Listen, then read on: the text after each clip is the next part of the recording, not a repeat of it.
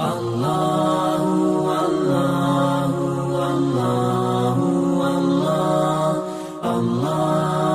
اللہ اللہ۔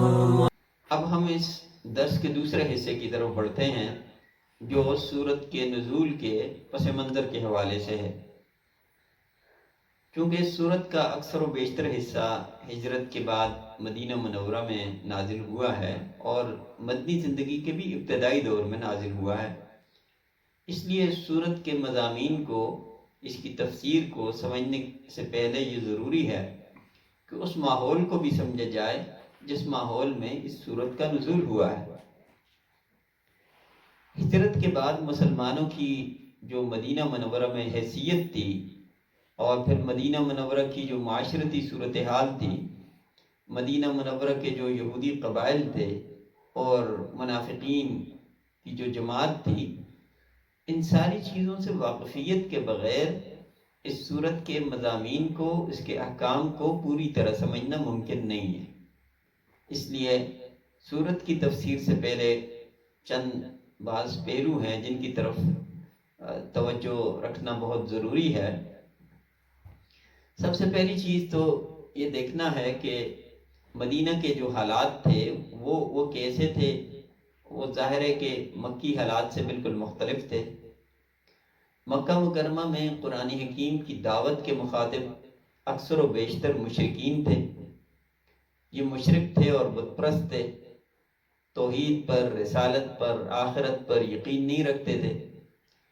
اس لیے مکی صورتوں میں ان کے جو باطل عقائد ہیں اور جو ان کی جاہلانہ عبادات اور رسومات ہیں ان کی تردید کی گئی ہے اور انہیں ایمان کی دعوت دی گئی ہے مشرکین کو، اور مختلف اسالیب کے ذریعے، مختلف متنوع دلائل کے ذریعے انہیں مخاطب بنایا گیا ہے، اور ان کی طرف سے جو سخت جو رد عمل ہوتا تھا اس دعوت کے بالمقابل، جو انتقامی رد عمل ہوتا تھا، اس کی وجہ سے اسلام کی دعوت کی توسیع مکہ مکرمہ میں نہیں ہو سکی۔ گنے چنے افراد تھے جو مسلمان ہوئے، اور ان میں سے بعض نے ابتدائی دور میں حبشہ کی طرف ہجرت کر لی اور بعد ازاں پھر مدینہ منورہ کی طرف انہیں ہجرت کرنے کا حکم ہوا۔ تو اس مکی دور کے اندر مسلمانوں کو قرآنی تعلیمات کے ذریعے دین کے جو بنیادی اصول تھے اور بنیادی عقائد تھے ان کی تلقین کی گئی اور ان پر استقامت اختیار کرنے کا حکم ہوا۔ اچھے اور نیک اعمال اور اخلاق پر عمل پیرا ہونے کی تاکید کی گئی تھی، اور قریش کے جو مظالم تھے ان کے بالمقابل انہیں سخت رد عمل ظاہر کرنے سے اجتناب کا حکم ہوا تھا کہ قریش کے مقابلے میں کوئی سخت رد عمل ظاہر نہ کریں، اور مقابلے سے گریز کرنے کی ہدایات تھیں جو مسلمانوں کو دی گئی تھی۔ لیکن مدینہ منورہ میں ہجرت کے بعد مسلمانوں کو بہت مختلف قسم کی صورتحال کا سامنا کرنا پڑا ہے۔ یہاں یثرب کے دو مشہور قبائل ہیں، اوس اور خزرج، یہاں پہ آباد تھے۔ یہ لوگ علم کتاب سے کورے تھے۔ اس کے بالمقابل یہودی اہل کتاب تھے، صاحب کتاب تھے، صاحب شریعت تھے۔ اس لیے یہ لوگ یہود سے مرعوب رہتے تھے، اور اکثر و بیشتر ایسا ہوتا تھا کہ یہودی مدینہ کی سازشوں کی وجہ سے آپس میں یہ ہمیشہ باہم برسر پیکار رہتے تھے۔ ان تک اسلام کی دعوت ہجرت سے پہلے پہنچ چکی تھی، اور ان کی معقول تعداد ہجرت سے پہلے ہی مشرف اسلام ہو چکی تھی، اور انہیں انصار کے لقب سے یاد کیا جاتا تھا۔ مگر ان میں کچھ ایسے لوگ بھی موجود تھے کہ جنہوں نے ہوا کا رخ دیکھتے ہوئے اپنے قبائل کے ساتھ اسلام کا لبادہ بظاہر توڑ لیا تھا، مگر اندر سے ان کی ہمدردی کافروں کے ساتھ تھی۔ یہ لوگ منافقین کہلاتے تھے۔ ان کے مختلف گروہ تھے۔ بعض تو پکے منافق تھے جو اسلام کی قطعیات کے منکر تھے، مگر مسلمانوں میں تفرقہ ڈالنے اور ان کی جاسوسی کرنے کے لیے ان میں شامل ہو گئے تھے۔ بعض وہ منافقین تھے جو مفادات کے پجاری تھے اور ہوا کا رخ دیکھ کر ادھر سے ادھر ہو جاتے تھے، کبھی مسلمانوں کی صف میں اور کبھی کافروں کی صف میں۔ بعض وہ تھے جو اسلام کے حوالے سے تذبذب کا شکار تھے اور شکوک و شبہات میں مبتلا تھے، لا الہ ہاؤلا ولا الہ ہاؤلا والی کیفیت سے وہ دوچار تھے۔ سورہ بقرہ کی ابتدا میں خصوصی طور پر انہی منافقین کا تذکرہ ہوا ہے اور مسلمانوں کو ان سے خبردار رہنے کی تاکید کی گئی ہے۔ تیسرا ایک بڑا اہم جو گروہ ہے مہاجرین اور انصار کے علاوہ، وہ یہود کا گروہ تھا جو ہجرت کر کے یہاں منتقل ہو گئے تھے، یعنی مقامی لوگ نہیں تھے۔ یہ لوگ موسوی شریعت پر ایمان رکھتے تھے، توحید، نبوت، رسالت، آخرت اور فرشتوں پر اعتقاد رکھتے تھے، مگر ان عقائد میں انہوں نے بڑی حد تک اپنی طرف سے بہت کچھ آمیزش کر رکھی تھی۔ مختلف اعتقادی گمراہیوں کا شکار ہونے کے ساتھ ساتھ انہوں نے دین میں بہت سی خود ساختہ رسومات اور بدعات تھی جو رائج کر رکھی تھی، اور تورات میں لفظی اور معنوی تحریف کے مرتکب ہوئے تھے اور شریعت کو مسخ تک کر دیا تھا انہوں نے۔